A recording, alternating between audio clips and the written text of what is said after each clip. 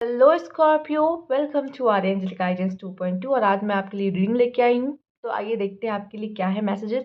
माँ दुर्गा के मैसेजेस देखेंगे, Navratri special cards. Okay,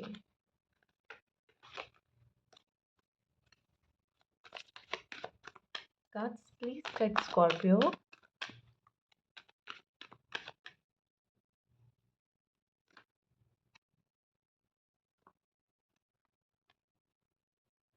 increase awareness, lord Buddha का कार्ड आपके लिए आया है। उनका क्या मैसेज है यहाँ पे? Deep connection, trust your inner voice. अपने मन की आवाज़ को ना ट्रस्ट करो। कहते हैं जो हमारी मन की आवाज़ है, मतलब हमारी सोल है, उसको सब पता होता है, उसे सारी नॉलेज होती है। आप उसकी सुनो, अंदर आत्मा की सुनो, बाहर वालों की मत सुनो। अगर आपके बारे में अच्छा भी कह रहे हैं तो भी, क्योंकि वो अच्छा कह रहे हैं, आप थोड़ा सा फूल जाओगे कि अरे वाह मेरी तारीफ हो रही है। लेकिन अगर कुछ कुछ ही दिन बाद अगर उनको कुछ ऐसा पता चला तो आपकी वो देखो, जो अच्छा बोल रहे हैं उस कोई भरोसा नहीं, वो बुरा भी बोल सकते हैं, वो कुछ भी बोल सकते हैं। बाहर वाले हर तरह की बातें करते हैं, ठीक है। तो वो भी आपको ऐसे खूब चौड़ा करवा देंगे। उसके बाद जब कुछ ऐसा बुरा बोलेंगे तो आप एकदम डिप्रेस हो जाओगे, आपको डर लगा रहेगा, मेरी इमेज, मेरी ये, मेरी वो। ठीक है, तो चार लोग जो होते हैं ना, कहते हैं चार लोग, तो चार लोग बदलते रहते हैं। मतलब वो कभी अच्छा भी बोलेंगे, कभी बुरा भी बोलेंगे, हमेशा कुछ ना कुछ तो बोलते ही रहेंगे, उनका कोई वो नहीं। सबसे पहले अपनी सुनना शुरू करो।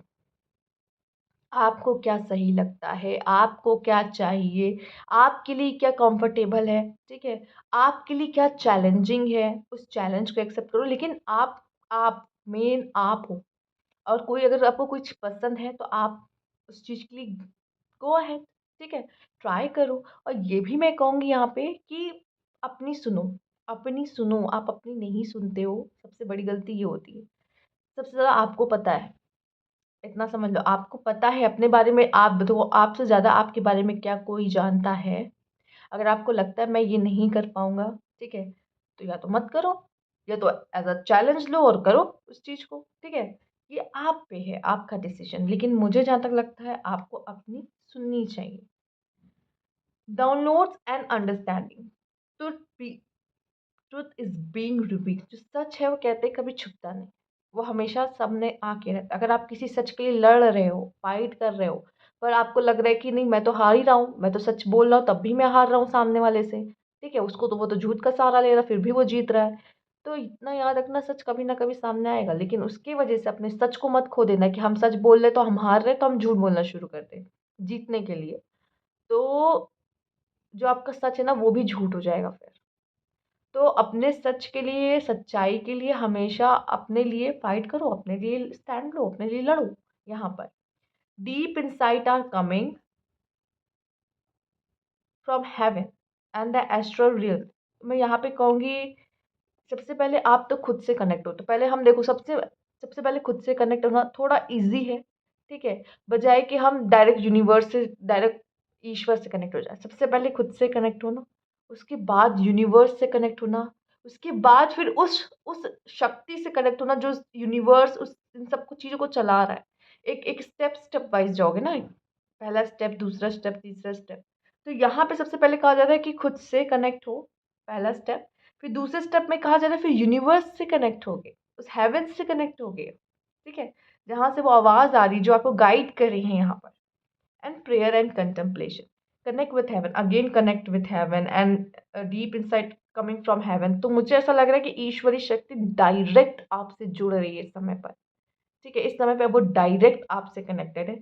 Ask and you shall receive, जो पूछोगे, जो बोलोगे, इस समय पे आपको वो मिल जाएगा। ईश्वर यहाँ पे एकदम उनके दरवाजे खुले, जो मांगना है मांगो, जो बोलना है बोलो, ठीक है, वो सब तुम्हारा। ऐसे ही तो यहाँ पे मैं देख रही हूँ आपके लिए बहुत ही स्पिरिचुअल कनेक्शन एंड हेवन से, मतलब डायरेक्ट वो स्ट्रेट एक एक लाइन, एक कनेक्शन आपसे जोड़ रहे हैं। यहाँ पे आप अलाइन हो रहे हो, उनके साथ मिलके काम कर रहे हो। आप उनकी सुन रहे हो, वो आपकी सुन रहे हैं, ऐसा वाला कनेक्शन बन रहा है आपका इस समय पर।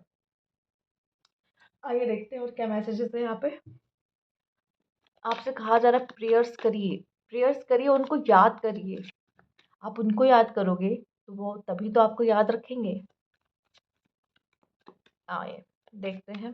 कुछ लोग बस तभी याद करते हैं जब वो ऐसी स्थिति में पड़ते हैं जहाँ उनको कोई रास्ता नज़र नहीं आता, आप रोज़ याद करो तो वो आपको कभी ऐसी स्थिति में डालेंगे ही नहीं, है ना? आइए,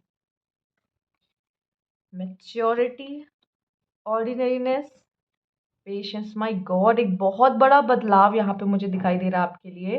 और आपके लिए ये कलरफुल आया है, ठीक है? सबसे पहले, और ये भी कलरफुल देख रहे हो आप? यहाँ मैं इतना कहूँगी, एक मैच्योरिटी आपके अंदर आते हुए, चीज़ों को लेके, परिस्थितियों को समझते हुए आप थोड़े से और मैच्योर हो। देखो, मैच्योरिटी की एक सीमा नहीं, आप मैच्योर हो गए तो उसके बाद मैच्योर नहीं हो सकते, नहीं। जब भी जितनी बार आप एक्सपीरियंस लोगे, लेसन्स लोगे, आप हर बार उससे बेटर और उससे बेटर होते जाओगे। तो आप मैच्योर होते चले जाओगे एक तरीके से। इस समय पे भी एक मैच्योरिटी आपके अंदर आते हुए दिख रही थी। मैच्योरिटी मतलब वो जो गलती आप पहले कर रहे थे, आप वो गलती नहीं कर रहे, ठीक है?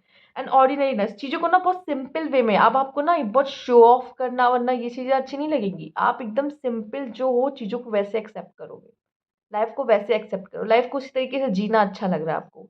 जितना डाउन टू अर्थ रहेंगे उतना अच्छा है। पेशेंस आपके लिए सबको, देखो अब आपने मांग लिया, आप कहो कि हमें तुरंत मिल जाए, नहीं। बोला है ना, ठीक है, उसको बोल के रखो, वो मिलेगा। मैंने कहा ना, इस समय पे आप जो मांगोगे मिलेगा। बोल के रखो, वो मिलेगा। कहते हैं मिलेगा तो टाइम से ही मिलेगा ना, वो मिलेगा आपको। बस अपना मांग लो, जो विशेष समय पे मांग लो, सब मिलेगी, ऐसा वाला है। ठीक है, पेशेंस रखो, आपके सारे काम होंगे। इस समय पे मैच्योरिटी लाना और चीज़ों को गंभीरता से समझना, ये सबसे ज़्यादा ज़रूरी है। अपनी अपनी लाइफ की परिस्थिति की बात ही कर रहे हैं वो, अभी जो भी आप करंट में फेस कर रहे हो, उसी की बात कर रहे हैं यहाँ पर, कि उस चीज़ को अभी गंभीरता से लो, मैच्योरिटी लो इसमें। कि हाँ, अगर वो ये दिन दिखा रहा है, इसका मतलब उस इसमें उसकी मर्जी है, और जिसमें उसकी मर्जी है उसमें आपका बुरा नहीं हो सकता। अगर ये चीज़ समझ गए तो लाइफ अपने आप आसान हो जाएगी। उस चीज़ को एंजॉय करोगे, क्योंकि पता है कि मेरे लिए कुछ खास रखा है। अभी ये समय है ना, ये भी बीत जाएगा। मेरे लिए कुछ खास है, वो भी तो आएगा। आइए देखते हैं। Escape, charity, indecision. हो सकता है आप में से काफ़ी लोग डिसीजन नहीं ले, देखो जब डिसीजन मत ले पाओ ना, तो जल्दबाजी नहीं करनी चाहिए। या तो डिसीजन ले लो, या अगर नहीं ले पाए तो यहाँ पे समय को, यहाँ टाइम को वो लगे हुए हैं। समय पे सरेंडर टू द गॉड कर दो चीज़ों को। या तो हड़बड़ी में नहीं, आराम से समय लेके तब उस डिसीजन को लो। जल्दबाजी मत करो, जल्दबाजी में हमेशा, या इमोशंस में हमेशा हमारे डिसीजंस गलत ही निकलते, मोस्टली गलत निकलते। चैरिटी, मुझे ऐसा लग रहा है कि आपके पास जो भी है, जो भी जितना ईश्वर ने दिया है, आप उसमें से थोड़ा सा अगर लोगों में बांटो तो अच्छा है। कहते हैं कि चैरिटी तब नहीं होती जब आपके पास सब कुछ है और आप उसमें से थोड़ा सा दे रहे हो उसका। चैरिटी तब कहलाती है जब आपके पास थोड़ा सा है, तब भी आप उसमें से दे रहे हो चीज़ को। मेरे पास इतना है लेकिन फिर भी मैं किसी के लिए कुछ कर रहा हूँ या कर रही हूँ, तो भी चैरिटी कहलाती है। स्केप, आप चीज़ों से भाग रहे हो, या फिर आप कह रहे हो कि मुझे इस सिचुएशन से थोड़ा सा डिस्ट्रैक्शन चाहिए, क्योंकि इसमें मैं रह नहीं सकती।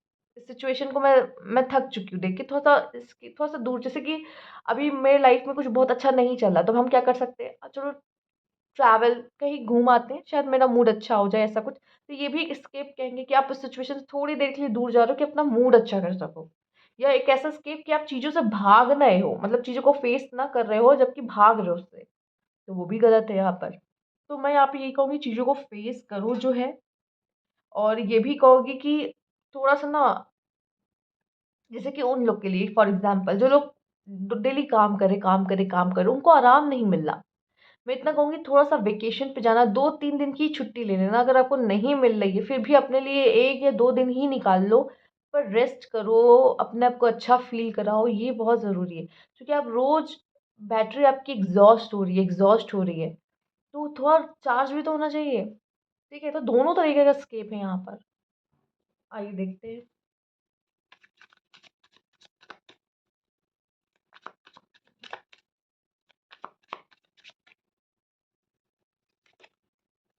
ट्रांसफ़ॉर्मेशन, जैसे कि मैंने बात कही भी थी, पे अटेंशन। यहाँ पे आप में से कुछ लोग के लिए प्रेगनेंसी आ रही है यहाँ पर। अगर आप लोग चाह रहे थे, मैंने कंसीव करना चाह रहे थे, पॉसिबिलिटीज़ है बहुत सारी। ट्रांसफॉर्मेशन, एक बहुत बड़ा चेंज आपके लिए आता हुआ दिख रहा है। और पे अटेंशन का आपके लिए आया है मैसेज, पे अटेंशन। देखिए, जैसे कि एक माँ के लिए एक बच्चा बहुत ज़रूरी होता है, क्योंकि बच्चा इधर उधर भागता है इस एज में, छोटे से बच्चे जब था, तो वो जब चलना लगता बकैया बकैया तो इधर उधर पूरे घर में भागता इधर उधर, तो माँ को चिंता रहती कहीं से इधर से उधर हो ना जाए, कहीं कुछ गिर ना जाए, कहीं ये ना गिर जाए, कहीं जिसे चोट ना लग जाए। तो इसी तरह आपको किसका ध्यान रखना है, आपको अपने इनर सेल्फ का ध्यान रखना है। और मेल अगर यहाँ पे जो मैरिड है उनके लिए खास एक मैसेज है कि अपनी फीमेल अपनी वाइफ ओके, और अपने बच्चे, अगर आपका कोई चिल्ड्रन है तो उस पर अभी आपको ध्यान देने की ज़रूरत है। शायद आप उनको समय नहीं दे रहे हो, उन पर ध्यान नहीं दे रहे हो, ये आपके रिश्तों में आगे दिखाई देगा। तो इन चीज़ों का थोड़ा सा ध्यान दें, ठीक है। अपने घर की जो फीमेल है, जो फेमिनाइन एनर्जी है, उसको संभालिए, उसको केयर करिए, उनकी देखभाल करो। तो आपकी लाइफ में जो भी कहते हैं ना, फेमिनाइन बहुत ज़रूरी है, एक मेल और एक फेमिनाइन, राइट, एक मैस्कुलाइन और फेमिनाइन कह लो, ठीक है।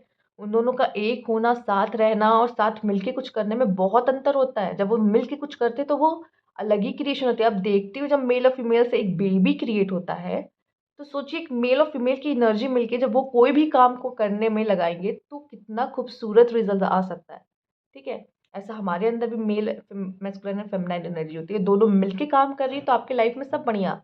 लाइफ में कुछ गड़बड़ चल रहा है, आपसे कोई काम गड़बड़ हो रहा है, आपके काम नहीं बन रहे हैं, कोशिश कर रहे हो, अंदर मैस्कुलाइन एंड फेमिनाइन एनर्जी को बैलेंस करने की कोशिश करो, वहाँ कुछ गड़बड़ है। ट्रांसफॉर्मेशन, एक बहुत बड़ा बदलाव आपके जीवन में आता दिखाई दे रहा है। स्टेबिलिटी आपके लाइफ में आते हुए दिखाई दे रही है।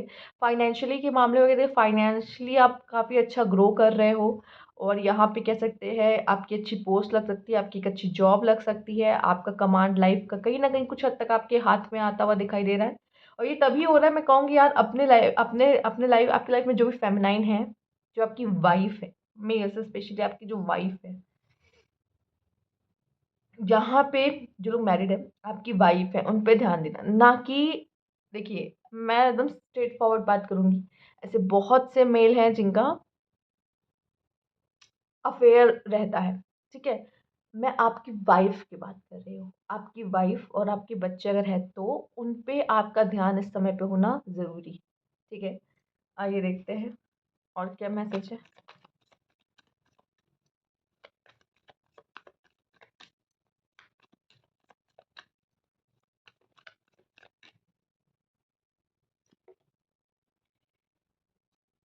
6 of vents, S of sword. देखो, अगर आप किसी चीज़ के लिए फाइट कर रहे हो ना, पहली बात तो कहा जा रहा फाइट करो, क्योंकि जीत आपकी है, ठीक है। फाइट करो, लाइफ में कोई भी चीज़ कुछ भी है, आपका कोई भी जंग है, ठीक है।